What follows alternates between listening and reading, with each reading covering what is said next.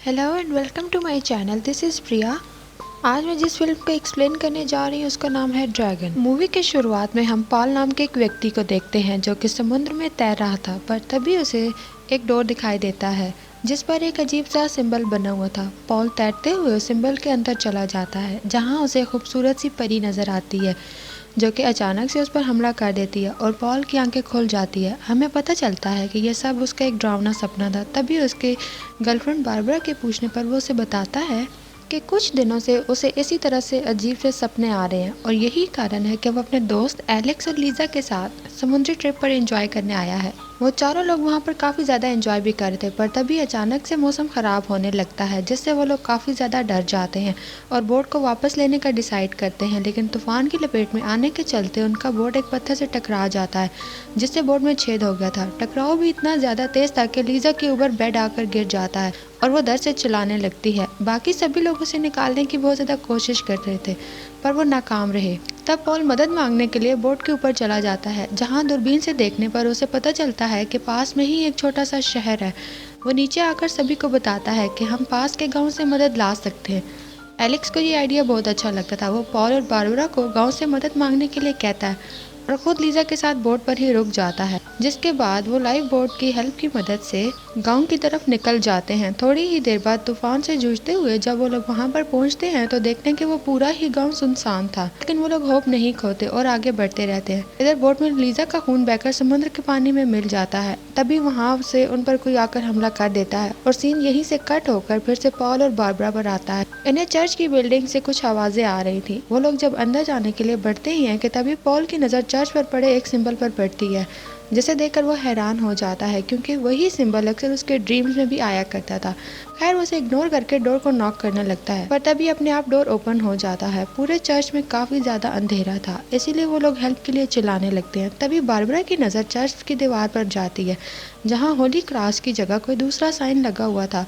ये देखकर वो पॉल से पूछती है कि आखिरकार ये किस तरह का चर्च है। तभी वहाँ अचानक से एक प्रीस्ट आ जाता है और वो दोनों उसे बताते हैं कि तूफान के चलते उनकी बोट पत्थरों से टकरा गई है और उनके दोस्त उसी में फंसे हुए हैं, इसलिए उन्हें मदद चाहिए। प्रीस्ट ये बात सुनकर उनके साथ किनारे पर आ जाता है और वो लोग इसे चट्टानों के बीच फंसी अपनी बोट दिखाते हैं। तब प्रीस्ट गांव के ही दो मछुआरों को मदद के लिए उनके साथ भेजता है। प्रीस्ट कहता है कि तुम में से कोई एक यहाँ रुककर पुलिस को कॉल कर सकता है।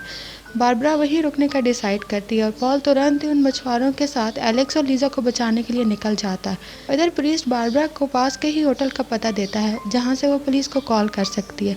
लेकिन बातें करते वक्त बारबरा नोटिस करती है कि प्रीस्ट की उंगलियां काफ़ी ज़्यादा डिफरेंट थी। उसे बहुत ही अजीब लगता है, लेकिन वो उसे इग्नोर करके होटल की तरफ निकल जाती है। रास्ते में भी उसे बहुत से अजीब लोग नजर आते हैं। वो डरते हुए होटल की तरफ भागती है और होटल पहुंचते ही वहाँ के मैनेजर को पुलिस को कॉल करने के लिए कहती है, लेकिन मैनेजर उल्टा उसे ही रोकने की कोशिश करने लगता है। बारबरा खुद को किसी तरह उसे छुड़वाती है, लेकिन तभी वहाँ पर प्रीस्ट भी आ जाता है और वो भी मैनेजर के साथ मिलकर बारबरा को पकड़ लेता है। दूसरी तरफ जब पॉल उस बोट में पहुंचता है तो उसे लीजा और एलेक्स कहीं भी नहीं दिखाई देते। वहाँ बस एक खून से भरा हुआ टॉवल था जिससे उसे लगता है कि उन दोनों की यहाँ पर मौत हो गई है, इसलिए वो टाउन वापस आ जाता है जहाँ प्रीस्ट उसे बताता है कि बारबरा यहाँ से 50 किलोमीटर दूर पुलिस को बुलाने के लिए गई है और वो कुछ ही समय में वापस आ जाएगी। प्रीस्ट पॉल को भी अरेस्ट करने के लिए होटल का एड्रेस देता है। होटल पहुंचने पर पहले वो मैनेजर से बारबरा के बारे में पूछता है। जब वो मैनेजर उसे कुछ भी नहीं बताता तो पॉल उससे रूम की कीज़ मांगने लगता है, मगर जैसे ही वो मैनेजर रूम की कीज़ लेने के लिए पीछे मुड़ता है तब पॉल को उसके गले में किल्स नज़र आते हैं जो कि समुद्री जीवों में पाए जाने वाला अंग है और यह देखकर वो बहुत ज़्यादा घबरा जाता है और रूम की कीज़ लेकर डरते हुए अपने रूम में पहुंच जाता है। वो रूम काफ़ी ज़्यादा गंदा और बदबूदार था, लेकिन कोई रास्ता ना होने के कारण वो वहीं पर वेट करने लगता है और थोड़ी ही देर में उसकी आंख लग जाती है। इस बार भी वो अपने सपने में उसी खूबसूरत मरमेड को देखता है जो एक बार फिर से उसे आकर डरा देती है, जिससे डरकर पॉल तुरंत ही जाग जाता है। वो फ्रेश एयर लेने के लिए बैल्कनी में जाता है जहाँ नीचे उसे बहुत ज़्यादा अजीब लोग नजर आते हैं। वो लोग पॉल को देखकर चिल्लाने लगते हैं और उस पर अटैक करने के लिए होटल के अंदर एंट्री करते हैं। पॉल इन सब से इतना ज़्यादा घबरा गया था कि वो खुद को बचाने के लिए खिड़की से ही छलांग लगा देता है और भागकर एक चिमनी के कारखाने में छुप जाता है। वहीं उसे ढेर सारी इंसानी खालें नज़र आती हैं। तभी उसकी नज़र एक ताज़ी स्किन पर भी पड़ती है जो कि उसकी दोस्त एलेक्स की थी। यह देखकर पॉल बहुत ज़्यादा दुखी हो जाता है, पर तभी गाँव वाले उसे ढूंढ कर उसके पीछे भी पड़ जाते हैं। पॉल को तभी वहाँ पर एक केरोसिन की बोतल नज़र आती है और वो उसका तेल गिराकर वहाँ पर आग लगा देता है, जिससे गांव वालों का ध्यान थोड़ी देर के लिए भटक गया था और मौका पाते ही पॉल वहाँ से भाग जाता है। भागते हुए वो एक इज़ेक्वल नामी आदमी से टकराता है, जो कि शोर करके गांव वालों को बुलाने की कोशिश कर रहा था। इसलिए पॉल उसे पकड़कर एक बेसमेंट में ले जाता है और चाकू की नोक पर उसे चुप रहने को कहता है। पॉल इज़ेक्वल से पूछता है कि आखिरकार ये लोग कौन हैं और इन सब ने मेरे दोस्तों को क्यों मारा। इज़ेक्वल कहता है कि वो उसका चेहरा लेना चाहते थे और तुम्हें मारकर भी वो वैसा ही करेंगे। वो बताता है कि ये लोग तुम्हारे साथ आई लड़कियों को भी मौत के घाट उतार चुके हैं। पॉल ये सुनकर रोने लगता है। तभी इज़ेक्वल उसे कहता है कि जो कोई भी इस शहर में एक बार आता है वो जिंदा वापस कभी भी नहीं लौट पाता। पॉल गुस्से से उसे पूछता है कि आखिरकार तुम लोग ऐसा क्यों कर रहे हो। तभी इज़ेक्वल कहता है कि मैंने ये सब कुछ नहीं किया और मैं भी तुम्हारी तरह इंसान हूँ, लेकिन वो लोग नहीं। इसके बाद वो पॉल के सामने इस शहर का सारा राज खोल देता है। वो बताता है कि बहुत पहले जब मैं छोटा बच्चा था तब ये शहर भी काफ़ी ज़्यादा खूबसूरत हुआ करता था।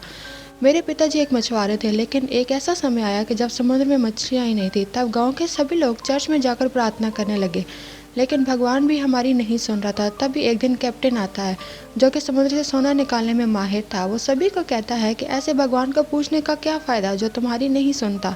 मैं एक ऐसे भगवान को जानता हूँ जो तुम्हारी सभी परेशानियों का हल करेगा, और उनका नाम ड्रैगन है, जो कि तुम्हें मछलियों के साथ साथ बहुत सारी फैसिलिटीज़ भी दे सकता है। दोस्तों, मैं आपको बता दूं कि ड्रैगन कोई भगवान नहीं बल्कि एक समुद्री कोई चीज़ है, और ये उसी का ही पुजारी था, और वो बाकी लोगों से भी इसी की ही शैतान की पूजा करवाना चाहता था। खैर, उसके भगवान पर भरोसा न करने वाली बात सुनकर वहाँ का प्रीस्ट और बाकी गाँव के लोग उसका विरोध करने लगते हैं और उसे चर्च से भगा देते हैं। तब कैप्टन उन सभी को कहता है कि मैं तुम सबको ड्रैगन की पावर को दिखा कर ही रहूँगा।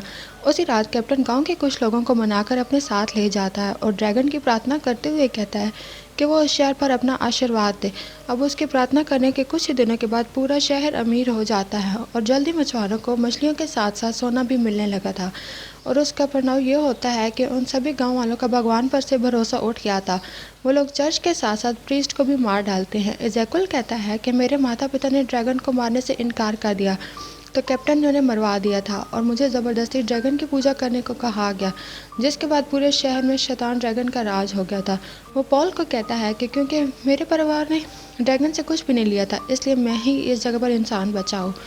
पॉल उससे मदद मांगता है और कहता है कि मुझे यहाँ से बाहर निकलने के लिए एक बोट चाहिए या कार चाहिए। तब इज़ेक्वल उसे बताता है कि शहर में सिर्फ कैप्टन के पोते के पास ही है। पॉल के ज़्यादा जोर देने के बाद वो उसे उसके घर ले जाता है और अब उसकी कार का वेट करने लगते हैं। थोड़ी देर में वहाँ पर कार भी आ जाती है, जिसमें से कैप्टन का पोता जेवियर विसाखी के सहारे बाहर निकलता है। उसके जाते इज़ेक्वल गार्ड्स का ध्यान भटकाने लगता है ताकि पॉल कार लेकर वहाँ से जा सके, लेकिन जल्दबाजी में पॉल से उसका हॉर्न बज जाता है, जिससे गार्ड्स जो करना होकर कार की तरफ ही आने लगते हैं। पकड़े जाने के डर से पॉल उसके घर के अंदर चला जाता है और एक रूम में पहुंच जाता है जहां एक खूबसूरत लड़की लेटी हुई थी। हैरानी की बात यह है कि ये वही लड़की थी जिसे पॉल अक्सर अपने सपने में देखा करता था। वो लड़की पॉल को देखकर बहुत ज़्यादा खुश हो जाती है और अपने करीब बुलाती है और कहती है कि मेरा नाम उशिया है और मैं तुम्हारा जन्मों जन्मों से इंतज़ार कर रही थी। वो पॉल को चूमती है, लेकिन तभी पॉल को कुछ अजीब सा लगता है, पर जैसे ही वो उसके ऊपर रखी चादर को हटाता है तो वो देखता है कि उशिया के पैरों की जगह टेंटेकल्स निकले हुए हैं और यह देखकर बहुत ज़्यादा घबरा जाता है और तुरंत ही बाहर की तरफ भागता है। बाहर निकलकर वो कार के ड्राइवर से चाबी छीन लेता है और कार लेकर भाग जाता है, लेकिन थोड़ी ही दूर जाने पर बारिश की कार इनबैलेंस होकर रुक जाती है। इधर गांव के सभी जीव उसकी तरफ बढ़ने लगे थे। तब वो बचते हुए पास के ही घर में घुस जाता है, लेकिन वहाँ पर भी एक बड़ा सा टेंटिकल लिए हुए इंसान पॉल को पकड़कर बेहोश कर देता है। पर जब पॉल की आंखें खुलती हैं तो वो अपने सामने बारबरा को देखता है। वो बहुत ही ज़्यादा खुश हो जाता है और फिर उसकी नज़र लीज़ा और इज़ेक्वल पर भी पड़ती है। लीज़ा का एक पैर कट चुका था। इज़ेक्वल सभी को बताता है कि इन सब ने हमें कैद कर लिया है। लीज़ा भी कहती है कि उन्होंने एलेक्स को मार दिया और मुझे ड्रैगन को सौंप दिया, जिसके बाद उस ड्रैगन ने मेरे साथ संबंध बनाया था, इसलिए अब मुझे बाहर सांस लेने में भी बहुत ज़्यादा दिक्कत हो रही है। पॉल उन सभी को विश्वास दिलाता है कि वो सभी को यहाँ से सेफली बाहर लेकर जाएगा।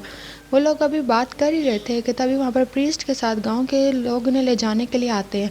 तब इज़ेक्वल अचानक से ही उन पर हमला कर देता है और मौका पाते ही इन सभी लोग वहाँ से भागने की कोशिश करते हैं, लेकिन गांव वाले मिलकर उन सभी को पकड़ लेते हैं। अब लीज़ा इन दोनों के टॉर्चर से इतना ज़्यादा डर चुकी थी कि वो खुद को ही चाकू मार लेती है। वो लोग इज़ेकिएल को पकड़कर बंदी बना लेते हैं और ज़िंदा ही उसकी स्किन उतारने लगते हैं, जिससे तड़प तड़प कर उसकी भी वहीं पर मौत हो जाती है। प्रीस्ट इज़ेकिएल को मारने के बाद पॉल की तरफ आगे बढ़ता है, लेकिन मौके पर ही ओजिया आकर प्रीस्ट को रोक लेती है। वो पॉल के पास आकर कहती है कि हम पिछले जन्म के प्रेमी हैं। पिछले जन्म में तो हम एक नहीं हो पाए, लेकिन अब तुम्हें मेरे साथ ही रहना होगा।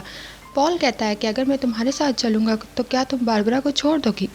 जिस पर ओसिया उसे मना करते हुए कहती है कि ऐसा नहीं हो सकता, क्योंकि पिछले साल से ड्रैगन को कोई भी इंसानी बलि नहीं दी गई, इसलिए तुम बारबरा का मुंह छोड़कर मेरे साथ ही चलो। इतना बोलकर ओजिया वहाँ से चली जाती है और तभी मौका पाते ही पॉल किसी तरह से खुद को छुड़ा लेता है और प्रीस्ट को मारकर वहाँ से भाग जाता है। फिर वो बारबरा को बचाने के लिए केरोसिन की बोतल लेकर चर्च पहुँचता है, जहाँ ढूंढने पर उसे खुफिया सी गुफा नजर आती है। इधर दूसरी ओर ओसिया बारबरा की बॉडी पर निशान बनाकर बलि देने की तैयारी कर रही थी। निशान बनते ही रेबेका की बॉडी को एक चेन से बांधकर कुएं के ऊपर लटका दिया जाता है। फिर ओसिया ड्रैगन की पूजा करके उसे ऊपर बुलाती है, पर उसी वक्त पॉल वहां आकर गांव वालों को आग लगा देता है और बारबरा को बचाने की कोशिश करता है, लेकिन तभी उस कुएं में से ड्रैगन निकलकर बारबरा की बॉडी को अंदर ले जाता है। ये देखकर पॉल बहुत ज़्यादा डर गया था, पर तभी बचे हुए गाँव के लोग आकर उससे पीटने लगते हैं, लेकिन ओसिया उन्हें रोकती है। वो पॉल को भी याद दिलाने की कोशिश करती है कि कैसे वो दोनों एक दूसरे से बहुत ज़्यादा प्यार किया करते थे, मगर पॉल अपने दोस्तों के मरने से इतना ज़्यादा दुखी था कि वो खुद पर ही तेल छिड़क कर आग लगा लेता है। ओसिया भी टाइम वेस्ट ना करते हुए उसे तुरंत ही कुएं में लेकर कूद जाती है, मगर पॉल अब पूरी तरह से जल चुका था और हम देखते हैं कि पॉल के गिल्स पानी में निकल आते हैं और वो पानी में इजीली सांस ले पा रहा था। ओजिया से लेकर ड्रैगन की केव में चली जाती है। अब पॉल के पास कोई भी रास्ता नहीं बचा था, इसलिए वो ओसिया की बात मानकर वहाँ चला जाता और इसी के साथ मूवी यहीं पर ख़त्म हो जाती है। Thanks for watching.